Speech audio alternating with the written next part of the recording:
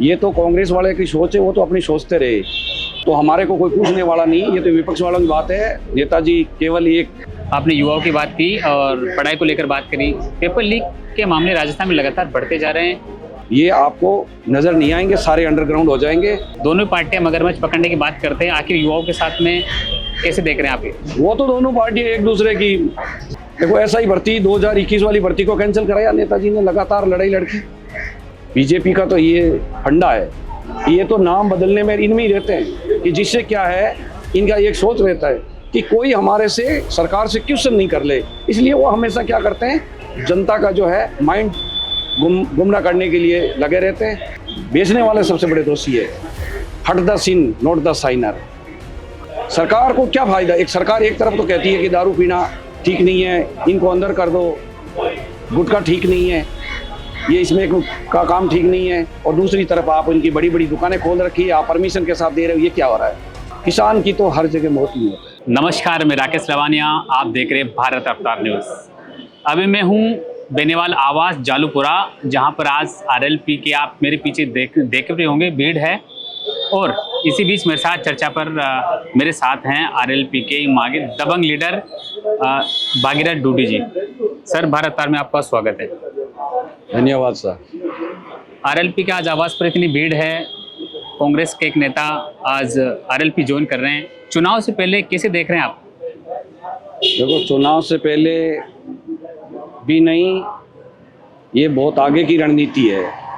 अभी आप ये मत सोचो कि अभी जो आने वाले चुनाव हैं ग्रामीण, इन चुनावों की वजह से ये हमारे 2028 का टारगेट है। आम जनता ने मानस बना लिया है कि कांग्रेस और बीजेपी के सामने लड़ने वाली तीसरा फ्रंट है, वो आरएलपी पार्टी है। तीसरे फ्रंट की जब भी राजस्थान में बात की जाती है, कहते हैं कि तीसरा फ्रंट जब मजबूती से चुनाव लड़ता है तो कांग्रेस के वोट काटता है। तो अब क्या देखेंगे इस बार के चुनाव में, आरएलपी क्या विधायक लेके आएंगी? आरएलपी पार्टी है, ये तो कांग्रेस वाले की सोच है, वो तो अपनी सोचते रहे, चाहे वो बीजेपी का हो चाहे कांग्रेस का। हर कैंडिडेट आरएलपी ज्वाइन करने के लिए कोशिश में है, क्योंकि उनको दिख रहा है कि राजस्थान के अंदर कोई यदि ईमानदार पार्टी है तो वो आरएलपी पार्टी है। अभी आज जिस तरह से नागौर के भी आज रामनिवास पोषक जी हैं, आरएलपी ज्वाइन कर रहे हैं, कांग्रेस पार्टी से आते हैं, चुनाव से पहले आरएलपी में शामिल हो रहे हैं, इसे क्या बड़ी उपलब्धि मानते हैं पार्टी की? पार्टी के लिए बहुत हमारे सौभाग्य की बात है। जब रामनिवास जी आ रहे हैं, रामनिवास जी के साथ में पूरी टीम आ रही है, और कांग्रेस पार्टी के भी उसमें हैं कई लोग, बीजेपी के भी काफ़ी लोग हैं उनके साथ साथ, और दोनों पार्टी के हर जगह कार्यकर्ता हमारे साथ में आरएलपी पार्टी के साथ में जुड़ रहे हैं। राजस्थान में हनुमान बेनीवाल की पावर को तो सबने देखा है, राजस्थान नहीं पूरे भारत में हनुमान बेनीवाल की पावर को सब जानते हैं और करीब से देखे भी हैं। लेकिन कहा जाता है कि राजस्थान में हनुमान बेनीवाल पर ऐसा लोग कहते हैं कि जाट कम्युनिटी को ज़्यादा फॉलोइंग करते हैं, ये सबको साथ लेकर नहीं चलते। ये तो लोगों की, विपक्ष वालों की जो है मोनोपोली है।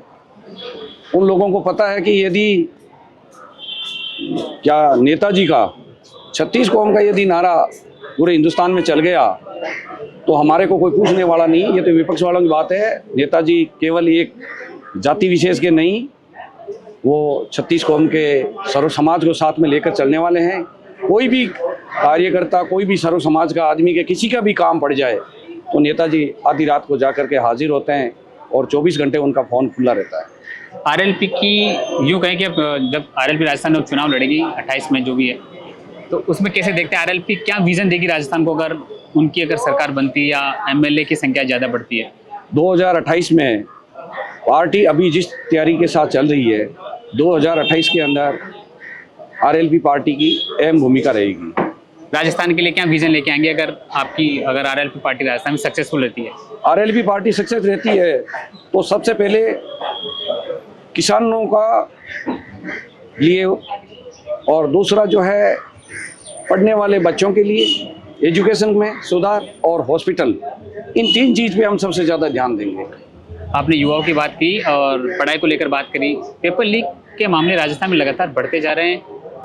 जो आरोपी शामिल होते हैं वो जमानत पर घूम रहे हैं, सरकारें पकड़ती नहीं हैं, कहते हैं कि हम उनको पकड़ेंगे, लेकिन आखिर कौन पकड़े? क्योंकि युवाओं का भविष्य बर्बाद हो रहा है। 2028 के अंदर यदि युवा ने समझ के और आरएलपी पार्टी को लेके आ गए, आरएलपी पार्टी के हाथ में चाबी दे दी, तो ये जितने भी जो माफिया है, पेपर माफिया, ये आपको नज़र नहीं आएंगे, सारे अंडरग्राउंड हो जाएंगे। और आने वाले अगले टाइम के अंदर जो लोग जो है इस तरीके की हरकतें करते हैं वो कोसों दूर चले जाएंगे, उनकी हिम्मत नहीं पड़ेगी। कांग्रेस प्रदेश अध्यक्ष डोटासरा कहते हैं पेपर लीक के मगरमच्छों को छोड़ेंगे नहीं। उधर राजस्थान के सीएम मुख्यमंत्री भजनलाल शर्मा जी कहते हैं कि मगरमच्छों को छोड़ेंगे नहीं, कार्रवाई करेंगे। दोनों पार्टियां मगरमच्छ पकड़ने की बात करते हैं, आखिर युवाओं के साथ में कैसे देख रहे हैं आप ये? वो तो दोनों पार्टियां एक दूसरे की खेल मिचोनी चलती रहती है। कांग्रेस वाले आते हैं तो बीजेपी वालों को गालियां निकालते हैं, बीजेपी वाले कांग्रेस वाले, उनके बस का काम नहीं है, वो नहीं कर सकते हैं। वो तो युवाओं के साथ में हमेशा युवाओं को गुमराह करके युवाओं के साथ में खेल खेलते हैं। और 5 साल कांग्रेस, 5 साल बीजेपी, इस प्रकार से राजस्थान में इन्होंने एक अपना उद्देश्य बना लिया है। अब युवा जब भी अपनी भर्तियों को लेकर सस्पेंस होता है, या तो शहीद स्मारक को धरना देते हैं या हनुमान बेनीवाल के आवास पर उनसे मुलाकात करते हैं और भाई साहब उनकी आवाज़ उठाते हैं। क्या अब हनुमान बेनीवाल ही एक ऐसा लीडर रह गए कि पेपर लीक को लेकर वो युवाओं की भविष्य की बात करें? देखो, ऐसा ही भर्ती 2021 वाली भर्ती को कैंसिल कराया नेताजी ने, लगातार लड़ाई लड़की। और भी जो है युवाओं को, सबको विश्वास है कि राजस्थान के अंदर युवाओं की जो बात सुनने वाला, गरीब किसान शोषित वर्ग की बात सुनने वाला केवल एक इंसान है, वो है हनुमान जी बेनीवाल। वो राजस्थान में नहीं, पार्लियामेंट तक उनका हर बात को अपना मजबूती के साथ उठाते हैं। किसानों की समस्या को कैसे देखते हैं? सरकार कहती है खाद बीज हमने आपूर्ति पूरी कर दी, उसके बावजूद लंबी कतारें लगी हुई बीज के लिए। किसानों की तो आप बात छोड़ो, किसानों की हालत तो बहुत बुरी है। ये केवल जो है अपने को सोशल मीडिया और अखबारबाजी में दिखाते हैं। आप क्योंसर जैसी जगह के अंदर देखो ना जा करके, नेताजी के टाइम में हर आदमी के घर में कोई बिजली की कोई कमी नहीं थी। अभी जा करके आप देखो, मीटर उतार उतार के लेके जा रहे हैं, लाइटें काट रहे हैं, किसान परेशान हो रहे हैं, उनको टाइम पे लाइट नहीं मिलती है, फसलें सूख रही है और नए खाद मिल रही है। तो किसान को तो केवल नाम लेते हैं ये लोग, किसान के लिए कुछ नहीं करते हैं। कल बजट रिप्लाई था विधानसभा में और मुख्यमंत्री सीएम भजनलाल शर्मा ने राजस्थान के 3 जिलों के नाम बदल दिए हैं, जिसमें सिरोही का आबूराज कर दिया है और कामा का कामबंद कर दिया है। कैसे देख रहे हैं कि नाम बदलने से क्या वहाँ की विकास की तकदीर बदलेगी? बीजेपी का तो ये फंडा है, ये तो नाम बदलने में इनमें ही रहते हैं कि जिससे क्या है, इनका एक सोच रहता है कि कोई हमारे से, सरकार से क्वेश्चन नहीं कर ले। इसलिए वो हमेशा क्या करते हैं, जनता का जो है माइंड गुमराह करने के लिए लगे रहते हैं।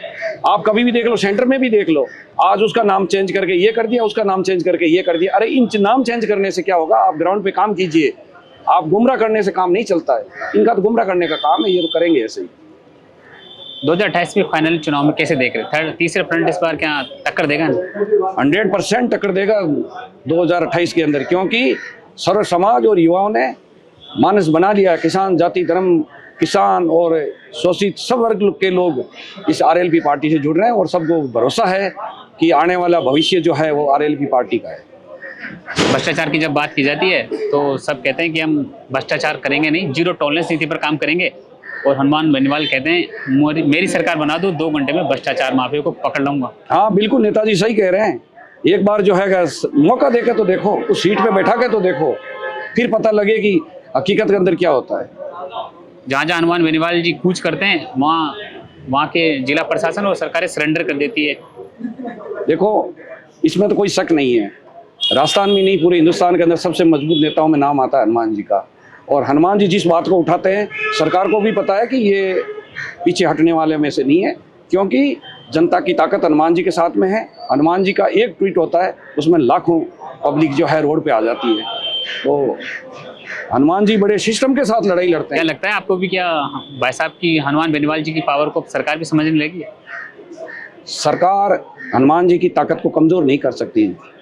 सरकार को खुद को पता है कि हनुमान जी की ताकत, उन्होंने खूब कोशिश कर ली, बीजेपी वालों ने भी कर ली, कांग्रेस वालों ने भी कर ली, कि हनुमान जी को जब उन्होंने हनुमान जी को दबाने की कोशिश की है, तब हनुमान जी मजबूती के साथ उठे।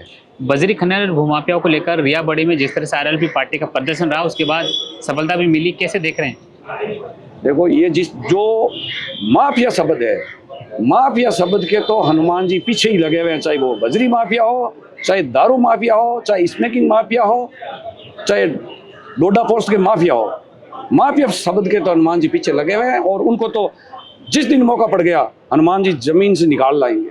लेकिन नशा, जब भी हमने डोडा पोस्ट की आपने बात करी, नशा जयपुर में बढ़ता जा रहा है, जयपुर ने तो राजस्थान भी चपेट में है। देखो, जो नशे की प्रवृत्ति बढ़ रही है, मेरी तो ये सोच है कि हम जो है नशा करने वालों को बोलते हैं कि तुम नशा मत करो। अरे सबसे बड़े गुनहगार तो वो हैं जो नशा हुई आदत फैलाते हैं, जो नशे को लेके आते हैं। जैसे डोडा पोस्ट बेचने वाले हैं, वो है सबसे बड़े दोषी। इसमें बेचने वाले सबसे बड़े दोषी है। Hate the sin not the sinner, पाप से घृणा करो, पापी से नहीं। ये तभी संभव होगा जब हम ये चीज, सरकार को क्या फायदा, एक सरकार एक तरफ तो कहती है कि दारू पीना ठीक नहीं है, इनको अंदर कर दो, गुटखा ठीक नहीं है, ये इसमें का काम ठीक नहीं है, और दूसरी तरफ आप इनकी बड़ी बड़ी दुकानें खोल रखी है, आप परमिशन के साथ दे रहे हो। ये क्या हो रहा है?